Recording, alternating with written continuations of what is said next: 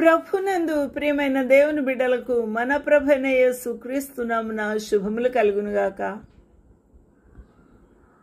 ప్రకటన గ్రంథము 7వ అధ్యాయము మనము ధ్యానం చేసుకున్నట్టు గాను ప్రభు మనకు సహాయం చేయునుగాక.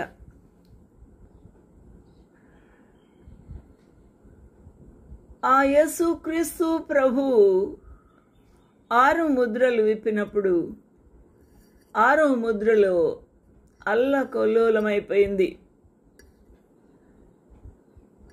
అటు తర్వాత భూమి యొక్క 4 దిక్కులలో 4 దేవదూతలు నిలిచి ఉండి భూమి మీదనైనను సముద్రం మీదనైనను ఏ చెట్టు మీదనైనను గాలి వీచకుండా ఉండునట్లు భూమి యొక్క 4 దిక్కుల వాయువులను పట్టుకొని ఉండగా చూచి తిని. యోహాను భక్తుడు చూస్తూ ఉన్నాడు. తూర్పు పడమర ఉత్తర దక్షిణాలుగా 4 దేవదూతలు అధికారము కలిగిన వారై సముద్రం మీదనైనను భూమి మీదనైనను చెట్టు మీదనైనను గాలి వీచకుండా ఉండునట్లు భూమి యొక్క 4 దిక్కుల వాయువులను పట్టుకున్నారు. మనం పీలుస్తూ ఉన్న వాయువులు,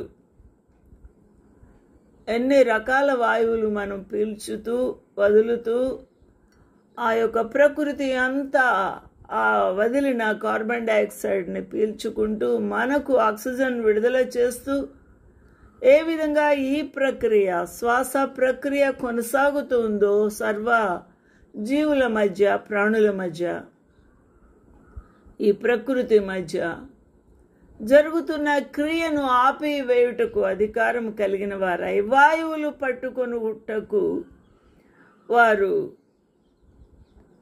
4 దిక్కుల వాయువులను పట్టుకొని ఉన్నారు. పట్టుకొని ఉండగా చూచి తిని యోహాను భక్తుడు ఆ యొక్క దృశ్యాన్ని చూశాడు.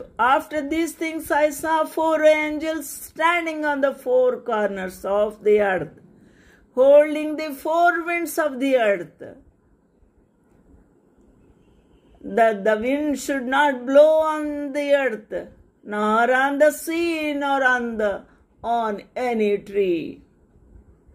ఇక ఈ వాయువులను గనుక బిగబట్టినప్పుడు దేవదూతలు ఒక్క ప్రాణైనా జీవించగలదా అనేదే ప్రశ్న. సమాధానం మీకే తెలుసు.